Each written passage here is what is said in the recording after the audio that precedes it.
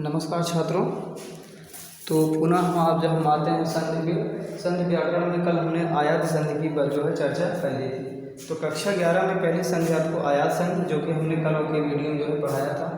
उसके बाद आपकी अगली संधि है दीर्घ संधि। तो दीर्घ संधि में आप जानते होंगे कि ह्रस्व क्या होता है, दीर्घ क्या होता है। तो आप संक्षेप में जान लीजिए ह्रस्व क्या होता है। ह्रस्व वह होता है जिसको बोलने में एक मात्रा लगे, यानी कि एक मात्रा वाले जो वर्ण होंगे वो ह्रस्व होंगे और दो मात्रा वाले जो वर्ण होंगे वो दीर्घ होंगे। जिसको बोलने में एक मात्रा का समय लगता है ह्रस्व, जिसको बोलने में दो मात्रा का समय लगता है दीर्घ होता है। और इसी में जिसको बोलने में तीन मात्रा का समय लगता है उसको प्लुप्त बोलते हैं। लेकिन प्लुप्त आपको भी नहीं पढ़ना है, तो आगे की चर्चा हम करते हैं। सबसे पहले देख लीजिए दीर्घ संधि में होता क्या है। अगर दीर्घ संधि की आप जो है परिभाषा लिखेंगे, या तो अगर आप इसका जो सूत्र लिखते हैं तो सूत्र आप लिखेंगे अका सवर्णे दीर्घ, ये इसका सूत्र है। इस शॉर्टकट तरीके से हम यही चीज जो यहाँ लिखेंगे इसका मतलब अका, यानी कि अक प्रत्याहार के, यानी कि जो अक प्रत्याहार के बाद कोई भी समान वर्ण आए तो दोनों के स्थान पे दीर्घ हो जाता है। अब देख लीजिए, अभी हम जो यहाँ पे लिखे हैं अक प्रत्याहार देखिए दिए रहे हैं, अका सवर्णे दीर्घा बता रहा है, अका सवर्णे दीर्घा बता रहा है। तो अका सवर्णे दीर्घा का मतलब हमने बताया जो अक प्रत्याहार के बाद अगर फिर वही अक प्रत्याहार आए या अक प्रत्याहार के अंतर्गत आने वाले वर्ण आए तो दोनों के स्थान पे दीर्घ हो जाता है। या ये कह सकते हैं, या तो आप अपनी भाषा कर सकते हो, जब आ ई उ री के बाद कोई भी आ ई उ री के बाद या ह्रस्व या दीर्घ, ह्रस्व भी हो सकता है दीर्घ भी हो सकता है, ह्रस्व या दीर्घ के बाद कोई भी समान स्वर ह्रस्व या दीर्घ आए तो दोनों के स्थान पे दीर्घ होगा। चलिए अब सबसे पहले आप जान लीजिए कि अक प्रत्याहार बना कैसे। सूत्र आप याद किए रहेंगे तो संधि आपकी क्लियर हो जाएगी। सूत्र आप अगर आप याद रखेंगे, इसको समझ रहे हैं तो आपकी जो है क्या होगी, संधि क्लियर हो जाएगी। तो अक प्रत्याहार के बाद ये हमने लिखा अक, ये प्रत्याहार है, ये प्रत्याहार है। और सवर्णे का मतलब होता है समान और दीर्घ का मतलब होता है जिसको बोलने में दो मात्रा का समय लगे। ये है इसका ये। अब अगर आप इसमें आप चाहते हैं तो अका सवर्णे दीर्घ का मतलब ये हुआ कि अक प्रत्याहार के बाद यदि कोई भी समान वर्ण आए या वही अक प्रत्याहार आए, चाहे वह ह्रस्व हो या दीर्घ हो, तो क्या होता है कि दोनों के स्थान पे क्या हो जाता है, दीर्घ हो जाता है। तो चलिए आज हम सबसे पहले अक प्रत्याहार जान लेते हैं कि होता क्या है। चलिए, हमने कल बताया था छोटी सी कहानी के माध्यम से कि महर्षि पाणि जो होते हैं जब व्याकरण की रचना कर रहे होते हैं तो उनको क्या करते हैं, व्याकरण की रचना करने से पहले क्या करते हैं, भगवान शिव को जो होते हैं प्रसन्न करते हैं। और भगवान शिव प्रसन्न होने के बाद क्या करते हैं कि अपने डमरू को 14 बार जो है बजाते हैं। और बजाने के पश्चात 14 प्रकार के जो है उनको एक सूत्र प्राप्त होता है।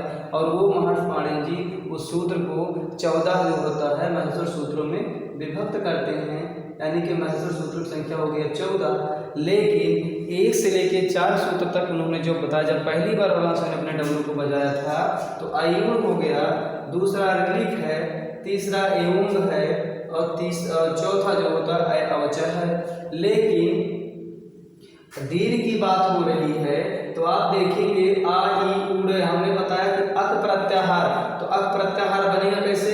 सबसे पहले आपको आ बनाना चाहिए। देखिए आ आपको मिल रहा है, काय आपका लास्ट का है तो काय आप ले लीजिए। अक, अक वही लिखा है देख लीजिए अक। अब अक प्रत्याहार के अंतर्गत आने वाले वर्ण कौन कौन से हैं, छोटा है, छोटी है, छोटा ऊ है, ड़ा है और री है और री है। वही हमने यहाँ लिखा है कि आ ई उ री ह्रस्व या दीर्घ के बाद कोई भी समान स्वर आए, यानी कि आ के स्थान पे आ आएगा तब भी दीर्घ होगा, ई के स्थान पे ई आएगी तब दीर्घ होगा, उ के स्थान पे उ आएगा तब भी दीर्घ होगा, री के स्थान पे री आएगा तब भी दीर्घ होगा। इसी प्रकार से अगर बड़ा आ के बाद बड़ा आ आएगा तब भी क्या होगा, बड़ा ही होगा यानी कि दीर्घ होगा, और छोटा आ के बाद बड़ा आ आएगा तब भी क्या होगा, बड़ा आ ही होगा यानी कि दीर्घ होगा। दोनों की कंडीशन में क्या होगा, दीर्घ होगा। अब आप कहोगे कि सर ये जो तो बड़ा आ है तो दीर्घ है।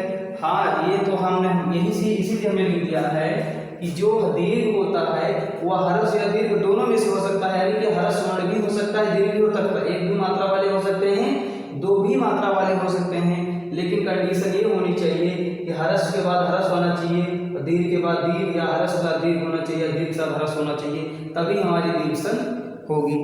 अब आप चलिए एग्जाम्पल पे चलते हैं। हम जैसे हम लिख रहे हैं पुस्तकालय, क्या लिख रहे हैं, पुस्तकालय, पुस्तकालय लिख रहे हैं। अगर इसका संधि विच्छेद आपको करना होगा तो क्या करेंगे, पुस्तक धन आलय। अब देखिए, अब समझेंगे इसको कैसे, समझेंगे इसको ऐसे, हमने बताया था कि आ ई उ री री। अब कहोगे यहाँ पे आ कहाँ से आया, देखिए जब आप कोई भी वर्ण बोलते हो, का बोलते हो तो आ आता है, खा बोलते हो तो भी आ आता है, पा बोलते हो तो भी, यानी किसी भी वर्ण का आप सिंगल नाम लीजिए, क ख ग घ, इस तरह से तो आ का उच्चारण होता है। तो देखिए यहाँ कहेंगे या, तो या कहने पर आ का उच्चारण होता है, तो हमको आ मिल गया है। उसके बाद पुस्तक, पुस्तक में देखिएगा पुस्तक, इसी प्रकार से लास्ट का अंतिम वर्ड हमको मैच करना है।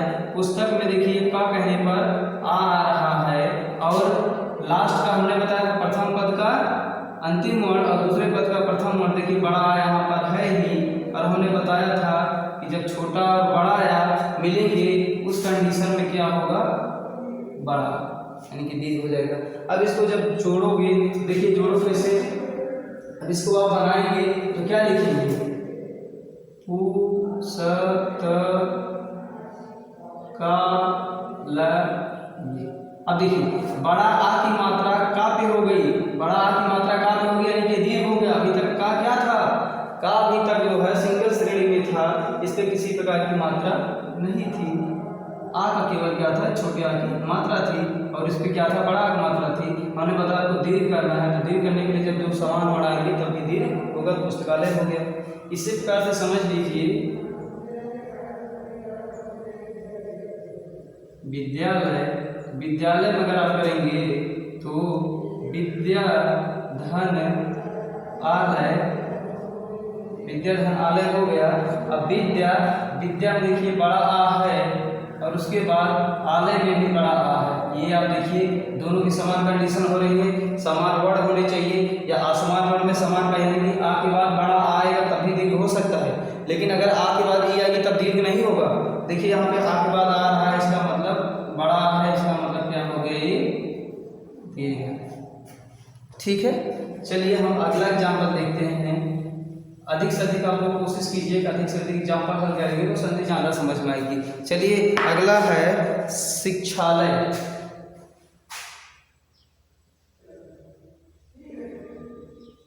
शिक्षालय, अब संधि विच्छेद करेंगे तो शिक्षा, शिक्षा धन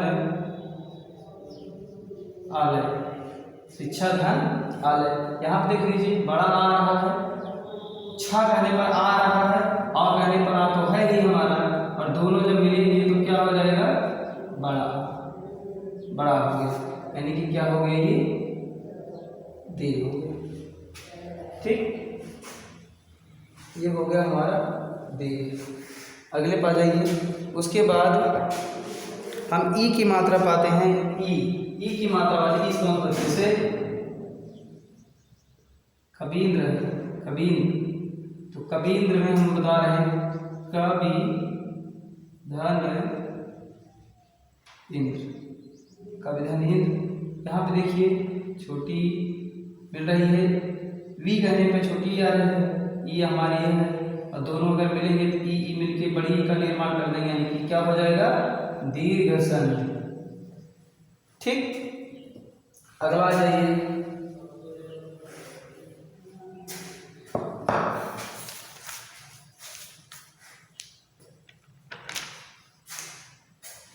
अगला एग्जाम्पल है गिरीश। गिरीश का संधि विच्छेद करेंगे तो गिर धन ईश। अब देखिए इसमें छोटी एक मात्रा है और इसमें बड़ी एक मात्रा है, और दोनों जब मैच करेंगे तो क्या हो जाएगा, बड़ी ई, और ये क्या है आपका दीर्घ संधि। बात समझ में आई। चलिए अगला चलते हैं ऊ पे।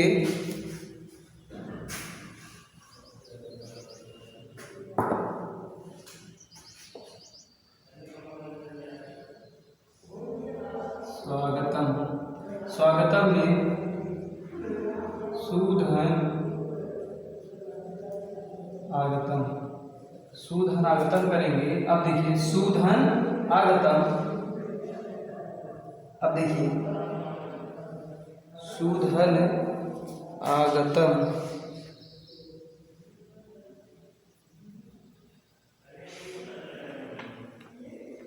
ओहो ये गलती हो गई है, ये स्वागतम विलयन संधि का एग्जाम्पल हो जाएगा। दीर्घ संधि में हम चलते हैं, तो दीर्घ संधि में ऊ में अगर आप चलेंगे, ऊ में चलेंगे मायुक्तम लिखेंगे, मायुक्तम, मायुक्तम, मायुक्तम